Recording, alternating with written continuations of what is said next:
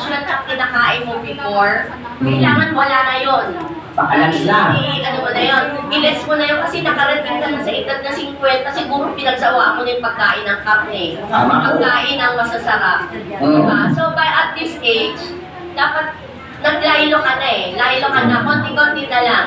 Yung mga matatamis, maaalat, yung mga masasarap, lechon, yung mga ganyan. Dapat i-lessen na yun. Para kita mo sa sarili mo yung improvement. Okay. Yung effect ng thermal. Yes. O, tita, so as of now, yung asthma niyo mo ba? Kamusta? As of now? As of now, I'm feel free. Free na ako dun sa asthma. Okay, muna, free. Free! Okay, ito ba tita?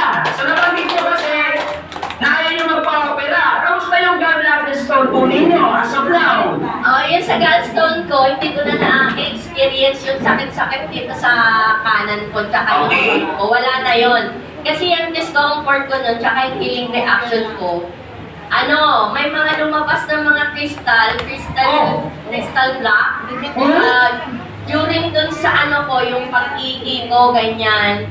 Ang alam ko pag mga ganyan ihi, sa kidney yun, di ba? Pero yun sa akin kasi, wala naman akong diferensya sa kidney. Yun lang gallstone ko eh. So nag-assume ako na yung lumalabas sa akin na healing reaction na through crystal yung discharge ko. Is galing dun sa dun sa gallstone ko. Yun. So, yun, tita, akin lumalabas. meron pa ba kayong laboratory na isinagawa para makita doon sa gallbladder stone po ninyo? Meron po ba? Wala na eh, ko na kasi. Hindi, ano nakita doon? Anong disorder ron? Doon sa laboratory ko na pinalik ko, sabi ng doktor, wow, sabi gano'n, what happened to your gallstone? It's already gone. Wow! Sabi ko, talaga dok? Sabi niya, what did you do? Wala po, sabi ko, nag-thermal lang po ako, manil lang po ako ng nuga. Ano yun? Ano po yun? It's a thermal therapy, kahong gano'n.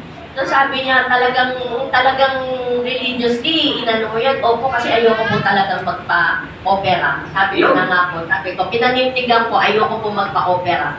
Sabi ko gano'n sa kanya. That's why sabi niya, okay yung ginawa mo. Sabi niya, saan ba yan? Sabi ko, doon lang po malapit sa amin, pero word po ito, legit po ito, kung gano'n. Ba? Sabi sa akin, okay. Sabi niya, good for you. Sabi niya, gano'n. Ayun. Okay, wala pa ba nakikita sa SIM? So, sinabihan siya ng doktor, nakita doon na yung gallbladder stone niya naglaho, di ba? Okay, doon sa nakararamdaman niya na nag-discharge siya na parang crystal, so parang yun eh, parang kasigurado, nagpa-laboratory kita po.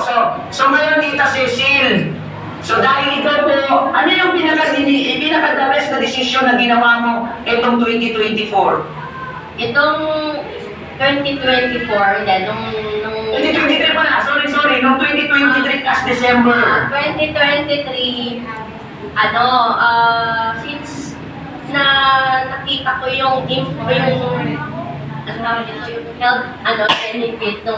benefit nung gabi, talagang pinilit ko, nag-decide ako na bumili ng N4 bed. Pero, anong time na yun, 5 years ago, minimiti ko na talaga bumili ng N4 bed. Kaya lang, since hindi pa nga ako capable, sabi ko nga, dinadasal-dasal ko, Lord, pag ito na, pag oras na magkaroon ako yan, ikaw na bahala. Sabi ko gano'n, alam mo naman na hindi ako capable na dun sa amount na yan. Sabi ko gano'n. Kung para po sa akin, ikaw na pong bahala gumawa ng way. Sabi ko gano'n.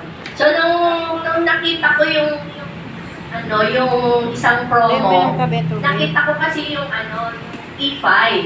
Meron akong sciatica.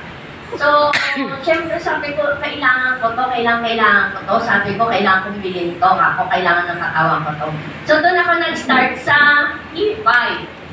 Tapos, nung nagkaroon ng promo, nagkaroon ng launching ng N4 Pro, in-invite ako ni Tuwan Janim. Doon sabi ko, wow, sabi ko, ang saya. Sabi ko, ganun. Gusto ko to, upgraded. Sabi ko, gano'n, ito. So, Lord, sabi ko, para sa akin na ba to? Sabi ko, gano'n, kinakausap ko si Lord. Sabi ko, tinititikan ko ng launching doon sa Max. Sa Max ba yun? Tama ba yun sa Max? Yes po.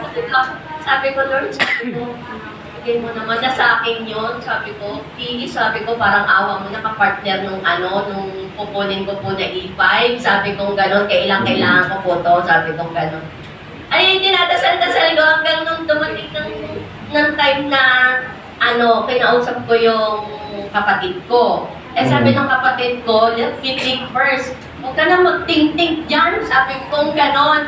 Sabi ko gano'n. Sabi ko, kailangan ko to, tol. Babayaran naman kita. Sabi ko, soon, maano naman yung property natin. Di pa ba Ibig sabihin, sa gagawin nyo, so magbibenta kayo ng property. Yes. So yun yung isa sa mga paraan nyo, tita. Oo. Tapos, Okay. nag-advance na ako. Sabi niya, okay, I will give you the half. Sabi ng ganon. And then later on, nung December, lusot na ako. Sabi ko, matatagtagan pa ba? Lord, sabi ko, please. Sabi ko, Lord, kung para sa akin to, ikaw na po bahala. Pag hindi naman, thank you po. Sabi ko, okay lang po sa akin. Sabi ko, siguro hindi pa ito yung right time po. Ako na magkaroon ako ito. Pero kung para sa akin po to, thank you, hallelujah. Sabi ko, bahala na po kayo. Sabi ko kay Lord.